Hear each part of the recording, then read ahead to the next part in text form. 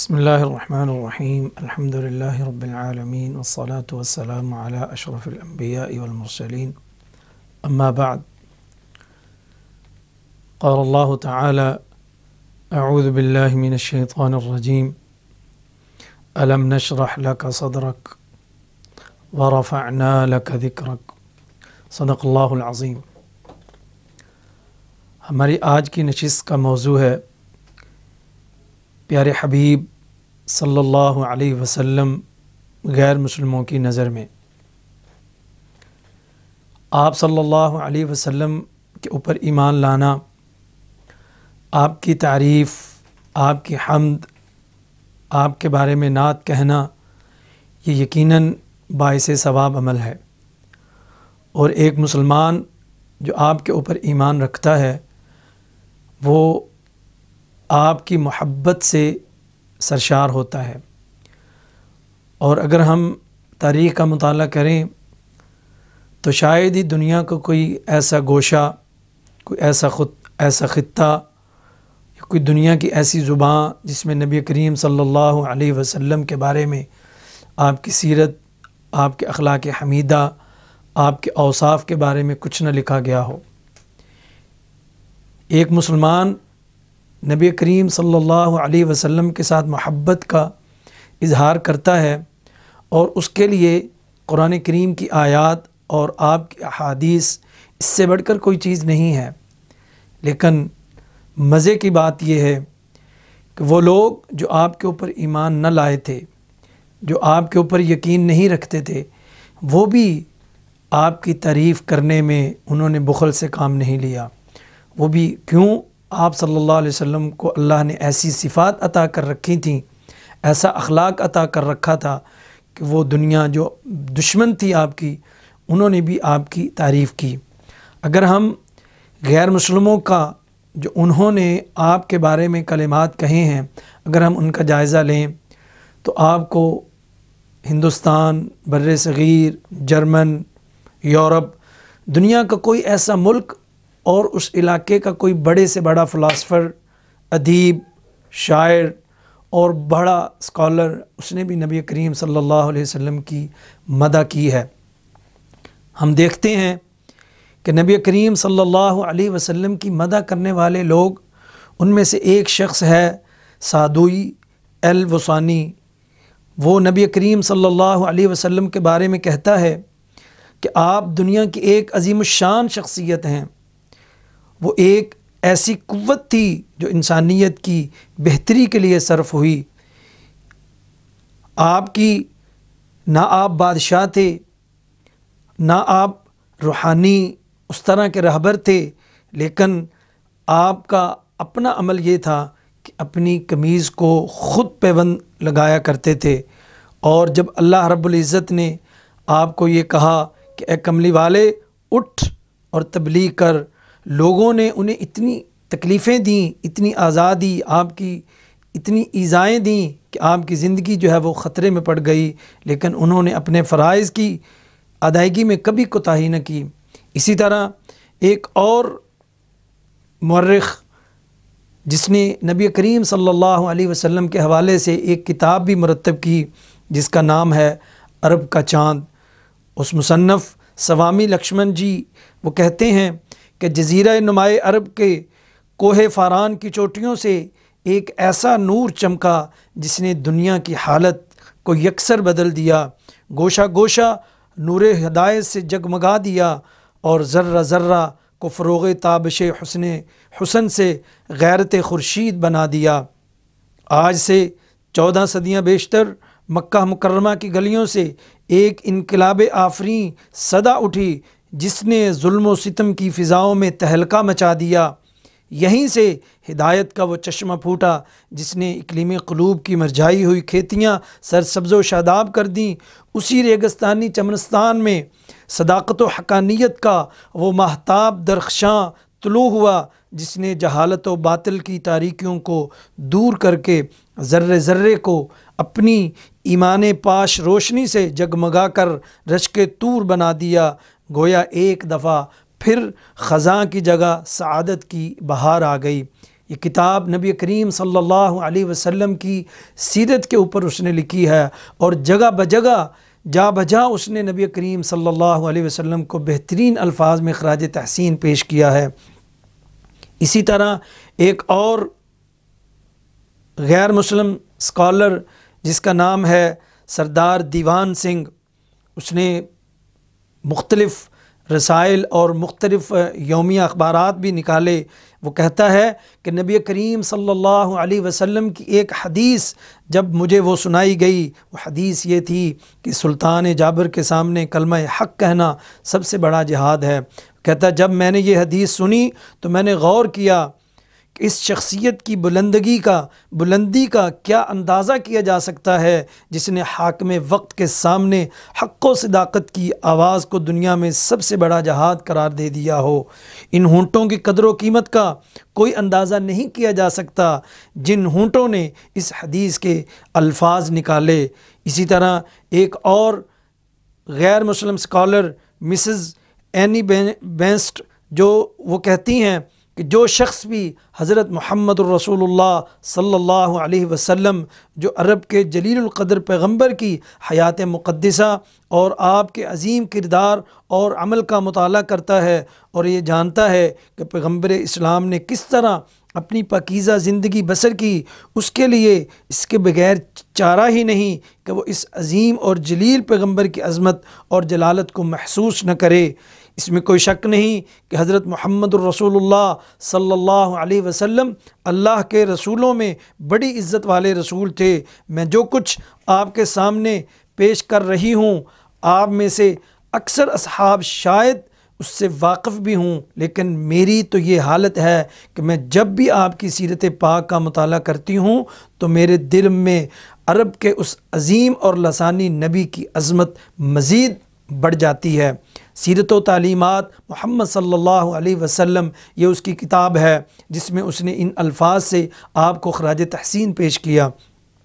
اسی طرح ایک اور غیر مسلم اسکالر جس کو نپولین بوناپارٹ کے نام سے دنیا جانتی ہے، وہ کہتا ہے کہ حضرت محمد الرسول اللہ صلی اللہ علیہ وسلم امن اور سلامتی کے ایک عظیم شہزادے تھے۔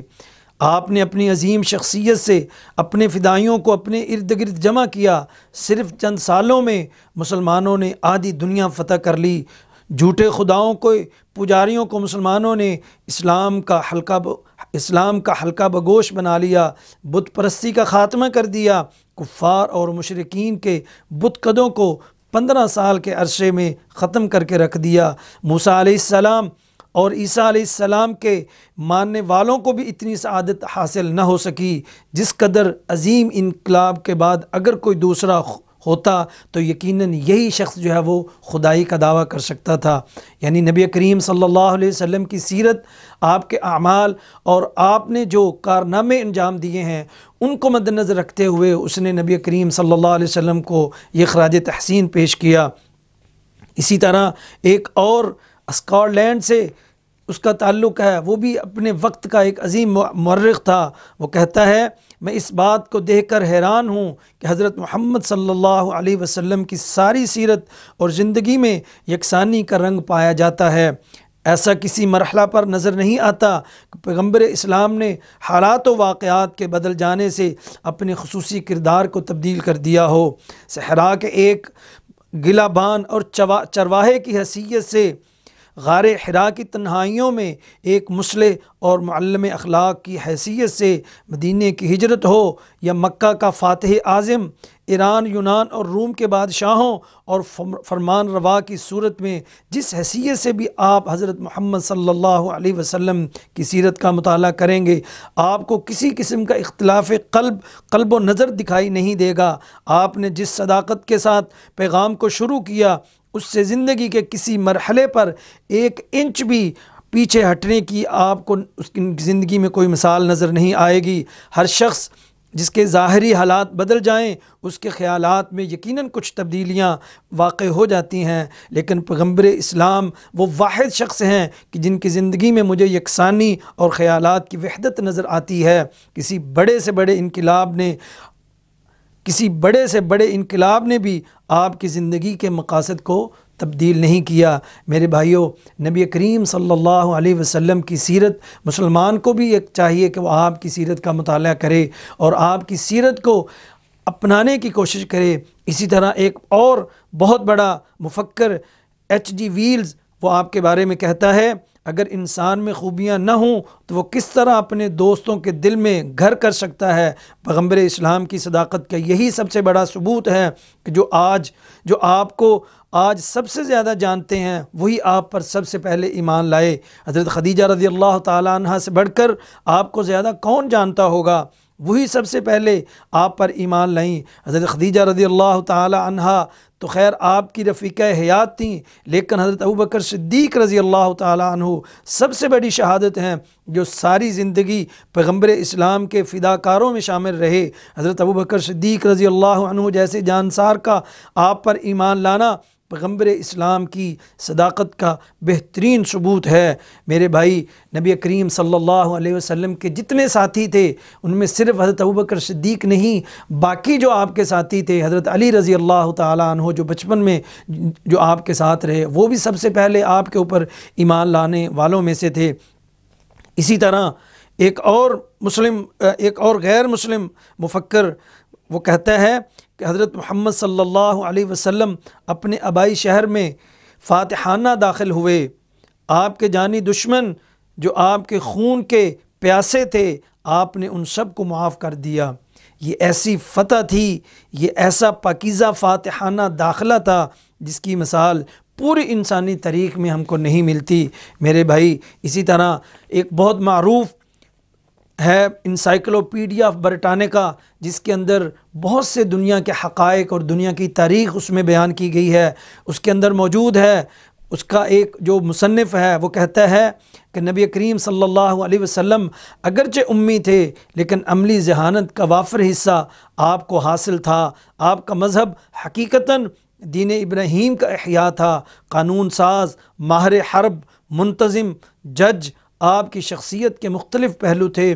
اس خوفناک قبائلی تعصب کا خاتمہ جس میں آپ کی بعثت ہوئی تھی، اس کی بنا پر ایک خون طویل جنگوں کا باعث جو بنا ہوا تھا۔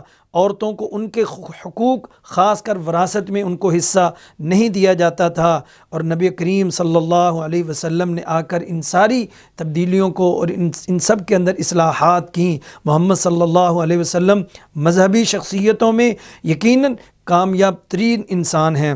اسی طرح ایک اور بڑا مورخ سر ولیم میور، جس نے نبی کریم صلی اللہ علیہ وسلم کی لائف کے اوپر ایک کتاب لکھی، اس نے لائف آف محمد صلی اللہ علیہ وسلم، جس کا جواب سر سید احمد خان نے بھی دیا۔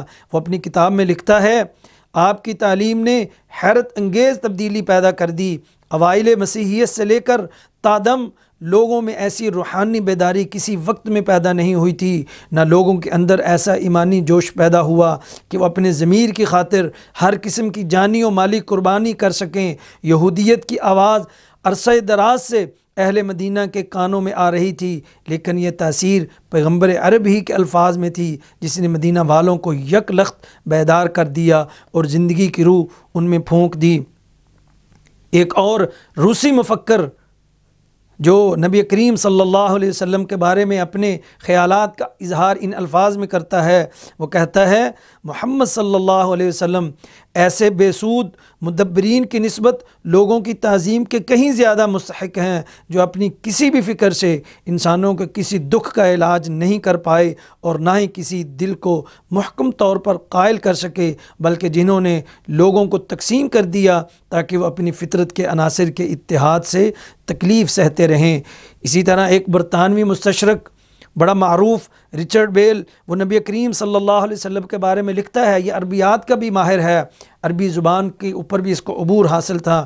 وہ نبی کریم صلی اللہ علیہ وسلم کے بارے میں لکھتا ہے کہ یورپ شدید اضمحلال کی دہلیز پر تھا، دیدہ زیب، شاندار ماتھے کے پیچھے شدید ذہنی دباؤ، دیوانگی، خودکشی، روحانی امراض، جنسی بہرہ روی، منشیات اور الکحل کا استعمال، لڑائیاں، ذناب الجبر اور بڑھتی ہوئی جنسی امراض پوشیدہ ہیں، باہمی پیار اور ایک دوسرے پر اعتبار ہوا ہو چکے ہیں، سب کے سب موت کے ہیجان انگیز خوف میں مبتلا ہیں، خاندانی اقدار ختم ہو چکی ہیں اور خاندان کے لوگوں میں روابط ٹوٹ چکے ہیں۔ حکومت چلانے والے اس حالات سے نکلنے کا راستہ تلاش نہیں کر پا رہے۔ دانشور حلقے خود کو اخلاقی خلا میں بے بس پاتے ہیں۔ یورپ کے سامنے ایک ہی انتخاب ہے، ان ساری بیماریوں کا علاج، ان ساری پریشانیوں سے نکلنے کا ایک ہی علاج ہے، اور وہ واحد علاج ہے نبی کریم صلی اللہ علیہ وسلم کا دیا ہوا اسلام، نبی کریم صلی اللہ علیہ وسلم کا دیا ہوا راستہ۔ اس کے علاوہ کوئی دوسرا انتخاب ان پریشانیوں سے نکلنے کا ہو ہی نہیں سکتا۔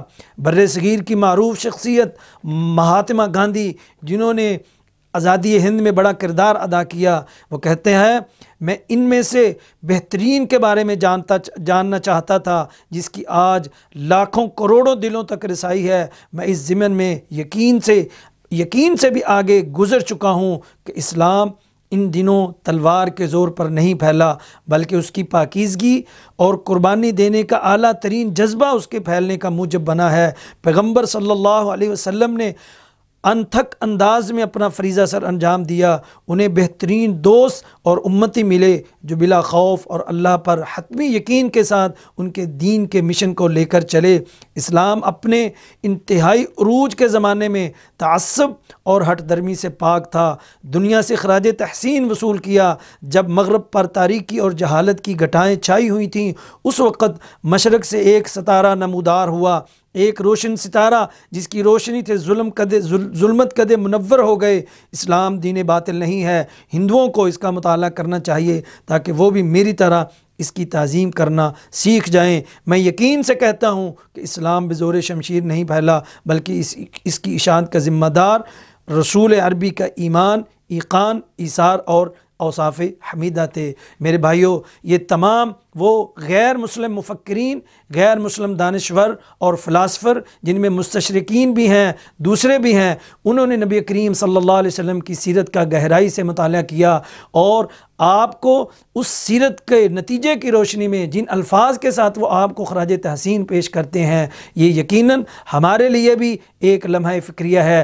ایک مسلمان کو نبی کریم صلی اللہ علیہ وسلم کی سیرت کا خوب مطالعہ کرنا چاہیے، اور آپ کے اوصاف حمیدہ کو، آپ کے اخلاق حسنہ کو، آپ کے ایثار کو، آپ کے یقین کو، آپ کے توکل کو، آپ کے جذبہ کو، آپ کی محبت کو، وہ ساری خوبیاں جو اللہ رب العزت نے آپ کو دے رکھی تھیں، وہ ایک مسلمان کو اپنے اندر پیدا کرنے کی کوشش کرنی چاہیے۔ نبی کریم صلی اللہ علیہ وسلم کے ساتھ محبت کا تقاضا، آپ کے ساتھ عشق کا تقاضا، آپ کی اتباع، آپ کی اطاعت کا تقاضا یہ ہے کہ نبی کریم صلی اللہ علیہ وسلم کی سیرت کو پوری اپنی زندگی کے اندر لمحہ بلمحہ نافذ کیا جائے، اور جو اپنے رشتہ دار ہیں، اپنے احباب ہیں، ان کو بھی نبی کریم صلی اللہ علیہ وسلم کی سیرت سے متعارف کروایا جائے۔ اللہ رب العزت ہمیں آپ کے ساتھ سچی محبت اور آپ کے ساتھ قیامت کے دن آپ کی معیت اللہ ہمیں عطا فرمائے۔ سبحان ربک رب العزت عما یصفون وسلام علی المرسلین والحمد للہ رب العالمین۔